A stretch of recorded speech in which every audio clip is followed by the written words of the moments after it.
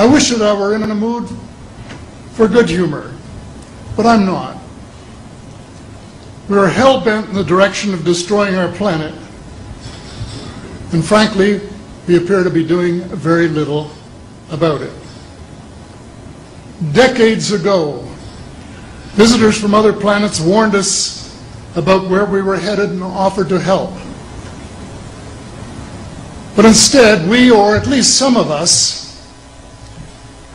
interpreted their visits as a threat and decided to shoot first and ask questions after. The inevitable result was that some of our planes were lost, but how many were due to retaliation and how many were as a result of our own stupidity is a moot point. They, the military, must have been and still are so paranoid that they feel it necessary to use the visitors' technology to fight them off, rather than welcome them as partners in development, though they may have seconded a few renegades to assist them in what can best be viewed as diabolical developments. Stephen has said that talking about UFOs is passé, and that we should be talking or limiting our talk to exopolitics. Well, Stephen, I agree with you in theory, but in reality we have a problem when official U.S. policy insists that UFOs don't exist. The veil of secrecy must be lifted, and it has to be lifted now, before it is too late. It is ironic that the U.S. should be fighting monstrously expensive wars in Iraq and Afghanistan, allegedly to bring democracy to those two countries, when it itself can no longer legitimately claim to be called a democracy, when trillions, and I mean thousands of billions of dollars, have been spent on projects about which both the Congress and the Commander-in-Chief have been kept deliberately in the dark.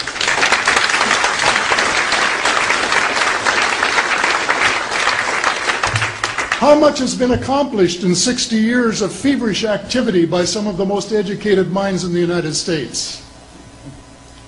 Has America developed flying saucers that are visually indistinguishable from the visitors, as alleged?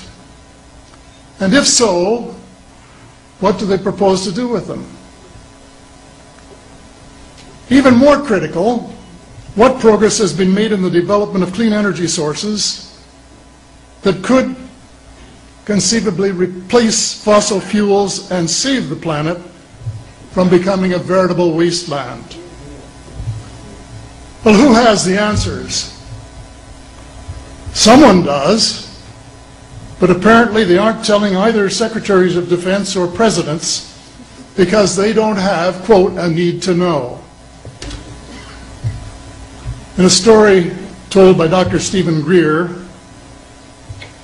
President Clinton was asked a question by White House reporter Sarah McClendon about why he didn't do something about disclosure.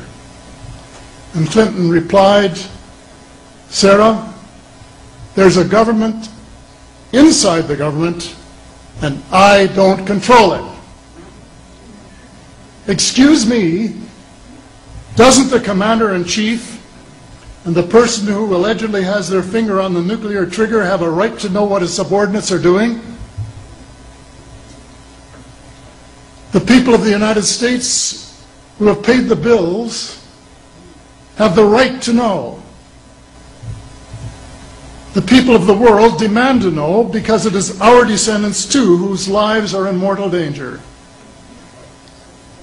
It is time for the people of the United States to launch a new war against the evil of lies, deceit, and darkness, and go all out to win the victory of truth and transparency and light. Thank you.